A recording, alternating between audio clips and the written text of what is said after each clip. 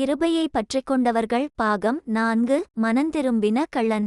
ஆண்டவர் எவ்வாறு தமது கிருபையை பல்வேறு நேரங்களில் பலவிதங்களில் சில தனிப்பட்ட மக்களின் வாழ்க்கையில் அருளும் பொழுது அதற்கு அவர்கள் கீழ்ப்படிந்து எவ்வாறு இரட்சிப்பை மீட்பை நித்திய ஜீவனை பெற்றார்கள் என்பதை நாம் கடந்த 3 பாகங்களில் கண்டோம். இந்த 4ஆம் பாகத்திலும் மிகவும் முக்கியமான ஒரு தருணத்திலே ஆண்டவர் சிலுவையில் தமது இரத்தத்தை அனைத்து மக்களுக்காகவும் சிந்துகிற வேளையில் அவருடைய கிருபையை உணர்ந்து அதை பற்றி பிடித்து கொண்டவன்தான் சிலுவையில் அவரோடு கூட அறையப்பட்ட கள்ளரில் ஒருவன். அவனுடைய பெயர் உள்பட அவனை பற்றிய எந்த தகவலும் வேதாகமத்தில் பதியப்படவில்லை. வேதாகமத்தில் அவன் கள்ளன் குற்றவாளி என்பது மட்டும்தான் பதியப்பட்டுள்ளது. ஆனாலும் யாருக்கும் கிடைக்காத பாக்கியத்தை சிலுவையில் வேதனையோடு தொங்கிக் கொண்டிருந்தாலும் இன்னும் சில மணி நேரங்களில் ஆண்டவரோடு பரதீசில் பிரவேசிக்கும் பாக்கியத்தை இந்த கள்ளன் பெற்றான். அதை ஆண்டவரே அவனுக்கு வாக்கு பண்ணினார். லூக்கா இரவு 11:43. ஆம், இந்த வார்த்தையை கேட்ட பின்பு நிச்சயமாக அந்த கள்ளனின் உடல் சிலுவையில் வேதனை அனுபவித்துக் கொண்டிருந்தாலும் அவனுடைய ஆத்மா ஆண்டவரே உம் கரத்தில் என் ஆவியை ஒப்புவிக்கிறேன் என்று கூறி அவரோடு கூட பரதீசில் பிரவேசிக்க ஆயத்தமாயிருக்கும். ஆம், ஒருபுறம் தான் வாழ்நாளெல்லாம் செய்த குற்றத்திற்கு தண்டனையை தன் உடல் அனுபவித்துக் கொண்டிருந்தாலும் அவனுடைய ஆவியோ எப்போது நான் பரதீசில் பிரவேசிப்பேன் என ஆவலோடு காத்திருந்திருக்கும். அவனுடைய ஆவி அவன் சரீரத்திலிருந்து பிரிந்த அவ்வேளையில் அவன் கள்ளன் என்ற பாவி என்ற குற்றவாளி என்ற நிலையிலிருந்து மீட்கப்பட்டவன் இரட்சிப்பை கண்டடைந்தவன் பரதீசிக்கு உரியவன் என்ற நிலைக்கு மாற்றப்பட்டான்.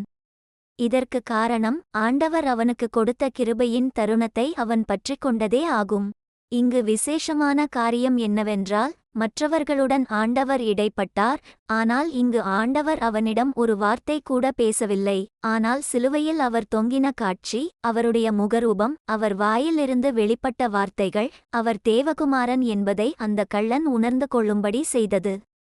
ஆரம்பத்தில் மற்றவர்களைப் போல அவனும் அவரை நிந்தித்தான். ஆனால் நேரம் போக போக அவன் சில காரியங்களை உணர்ந்து கொண்டான்.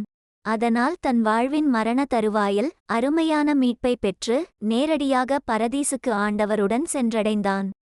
அப்படிப்பட்ட காரியங்கள் என்னவென்பதை நாம் பின்வருமாறு தியானிப்போம்.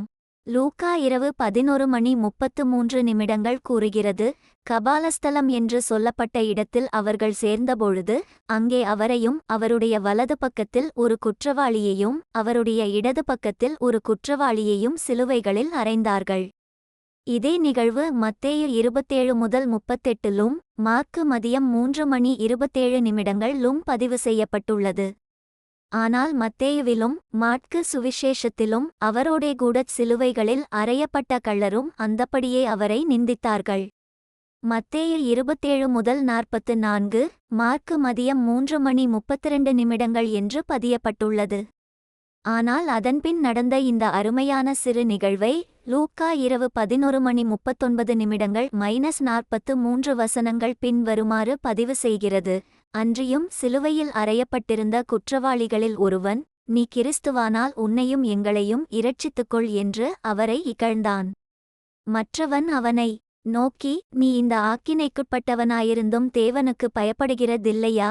நாமோ நியாயப்படி தண்டிக்கப்படுகிறோம். நாம் நடப்பித்தவைகளுக்குத் தக்க பலனை அடைகிறோம். இவரோ தகாததொன்றையும் நடப்பிக்கவில்லையே என்று அவனை கடிந்து கொண்டு இயேசுவை நோக்கி, ஆண்டவரே, நீர் உம்முடைய ராஜ்யத்தில் வரும்போது அடியேனை நினைத்தருளும் என்றான். இயேசு அவனை நோக்கி, இன்றைக்கு நீ என்னுடனே கூட பரதீசிலிருப்பாய் என்று மெய்யாகவே உனக்குச் சொல்லுகிறேன் என்றார்.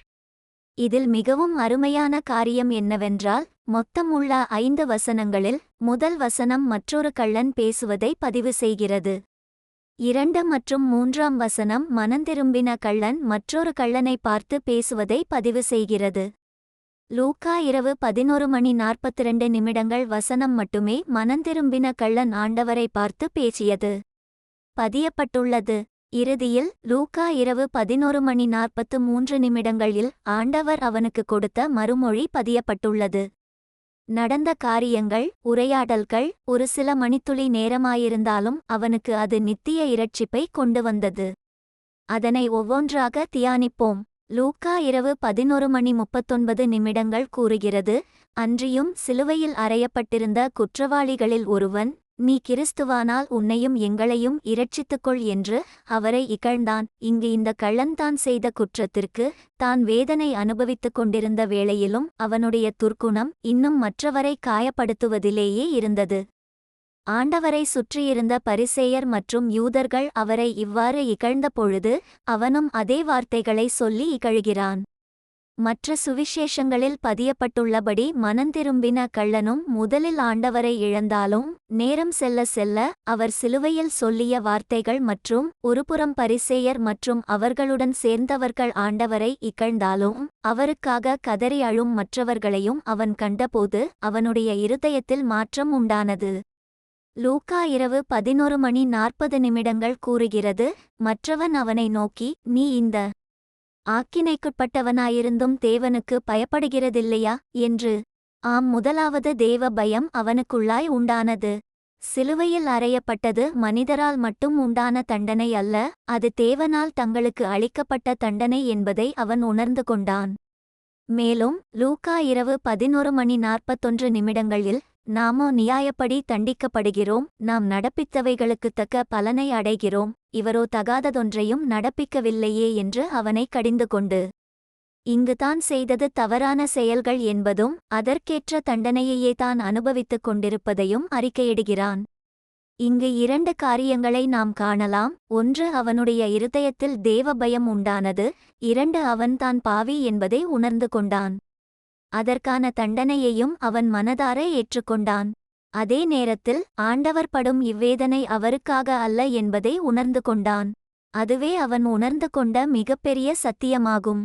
ஆண்டவர் சிலுவையில் தொங்குவது அவருக்கு கிடைக்க வேண்டியது அல்ல, அது தன்னை போன்ற பாவிகளுக்கு கிடைக்க வேண்டிய ஒன்று என்பதை உணர்ந்து கொண்டான்.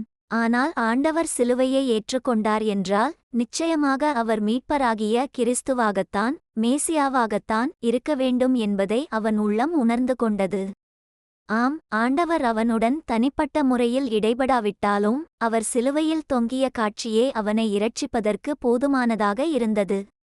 இந்த கிருபையின் தருணத்தை சரியாக பற்றி பிடித்துக்கொண்ட இந்த கள்ளன் லூக்கா இரவு 11:42 இயேசுவை நோக்கி, ஆண்டவரே, நீர் உம்முடைய ராஜ்யத்தில் வரும்போது அடியேனை நினைத்தருளும் என்றான். மேசியாவாகிய கிறிஸ்து இயேசுவின் ராஜ்யத்தில் தன் ஆத்துமாவும் இளைப்பாற வேண்டும் என்ற வேண்டுதலை அவரிடம் வைக்கிறான்.